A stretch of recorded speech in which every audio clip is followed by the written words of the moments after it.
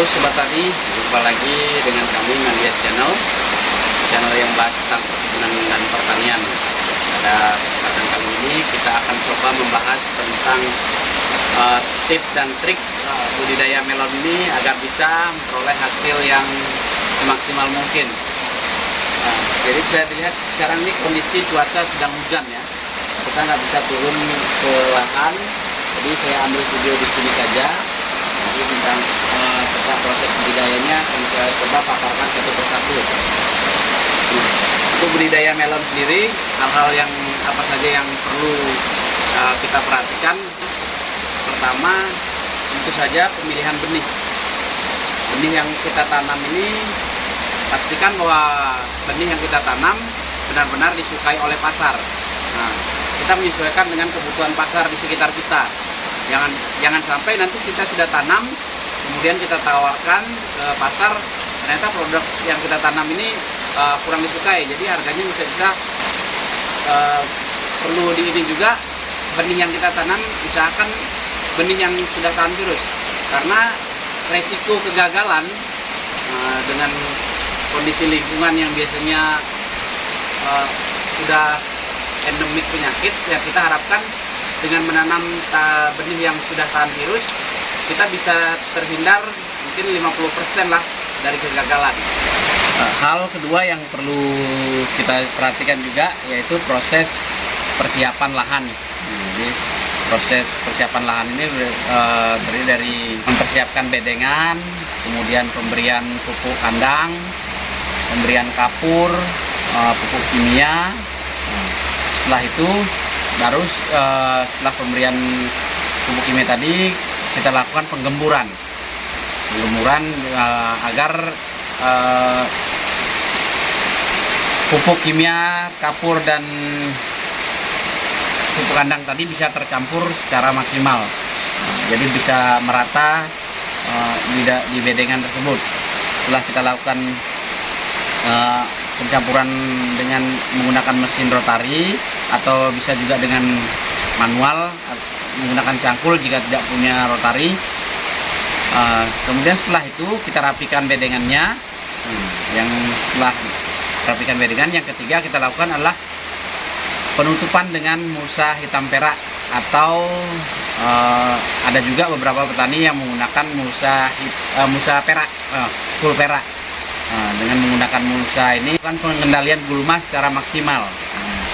Juga selain pengendalian gulma, fungsi mulsa ini juga menjaga kelembaban bedengan ini bisa terjaga kelembabannya. Yang ketiga juga fungsi mulsa ini, dia juga biasanya di bawah daun tanaman itu ada kutu ataupun serangga. Untuk membuatnya merasa tidak nyaman, maka mulsa perak ini akan memantulkan. Nah, fungsinya cahaya perak ini bisa memantulkan sinar matahari kemudian mengenai bagian bawah daun, sehingga membuat serangga atau kutu tadi merasa tidak nyaman. Jadi fungsi atau kegunaan mulsa perak. Kemudian setelah kita memasang mulsa, kita juga melakukan pemasangan yang keempat lah, melakukan pemasangan anjir ya, anjir atau lanjaran lah, kalau orang ini bilang lanjaran ya. Lanjaran ini berfungsi nanti untuk tempat kita merambatkan tanaman. Nah, di samping juga untuk merambatkan tanaman ya, anjir ini atau lanjaran ini juga nanti sebagai tempat kita menggantungkan buah. Kenapa buahnya digantung? Nah, pertama, ketika sinar matahari cukup mengenai buah, nah, kita gantungkan, berarti kan sinar ini bisa mengenai buah secara maksimal. Nanti pembentukan net, kemudian menghindari buah ini busuk. Ketika buah nempel di mulsa, biasanya rentan dia busuk atau pecah, apalagi dalam kondisi hujan seperti ini. Jadi itu fungsi kita menggantung buah. Untuk proses selanjutnya yaitu tadi memang kita udah membahas tentang proses menggantung buah ya. Tapi sebelum proses menggantungan buah, ada proses lagi yang kita lewatkan tadi, yaitu proses pruning.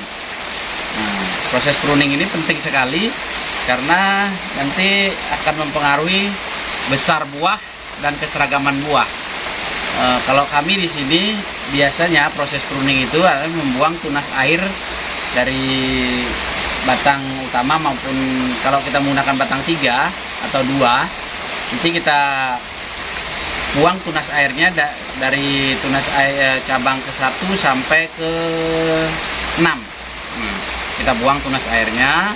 Kita harapkan nanti di ruas ke-7 mulai muncul bakal buah yang mudah-mudahan bisa menjadi nantinya bisa menjadi buah. Ketika dia buah ini ada di ruas ke-7 ke atas, biasanya dia mempunyai bobot yang maksimal. Nanti pembesaran buahnya bagus, netnya juga bagus. Jadi bisa kemungkinan buah itu nantinya akan masuk ke grade A atau buah super semua. Poin ke-6 yang tidak kalah penting dalam proses budidaya melon inilah proses perawatan melon itu sendiri, yaitu berupa penyemprotan pestisida.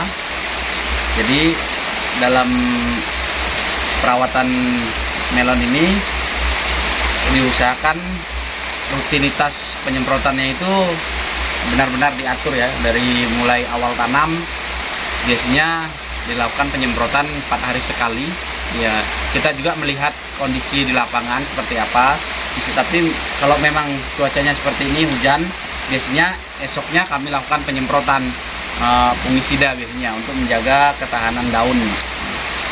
Ketika daun itu bisa terawat dengan maksimal sampai panen, pasti buah yang dihasilkan menghasilkan rasa dan bentuk serta bobot yang maksimal. Proses pemeliharaan juga meliputi masalah pemupukan ya.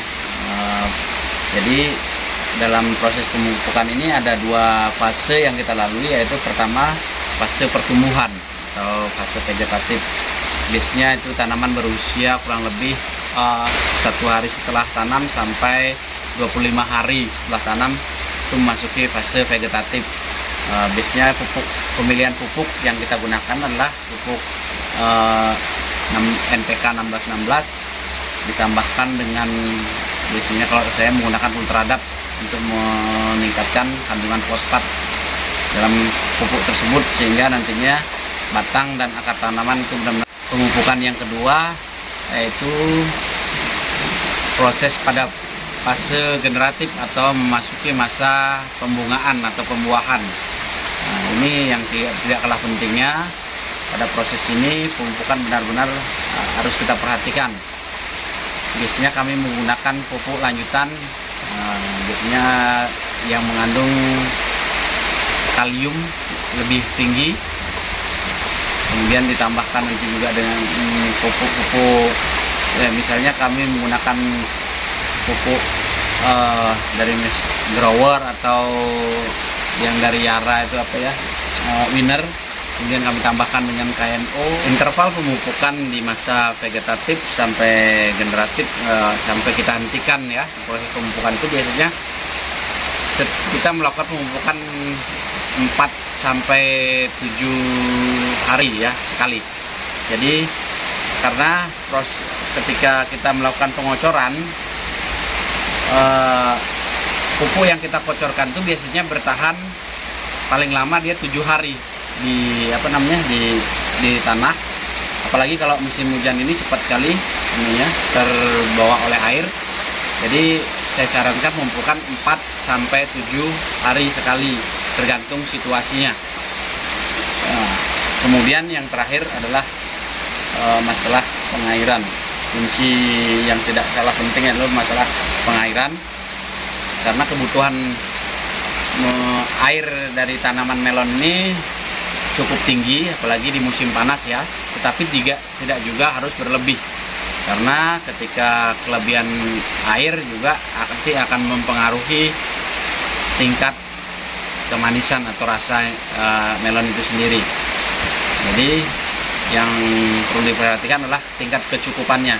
Jadi kita melihat ketika musim hujan seperti ini, mungkin kita bisa stop pengairannya. Tapi ketika cuaca panas dan terik, nah itu kita perlu lebih intensif lagi melakukan pengairan.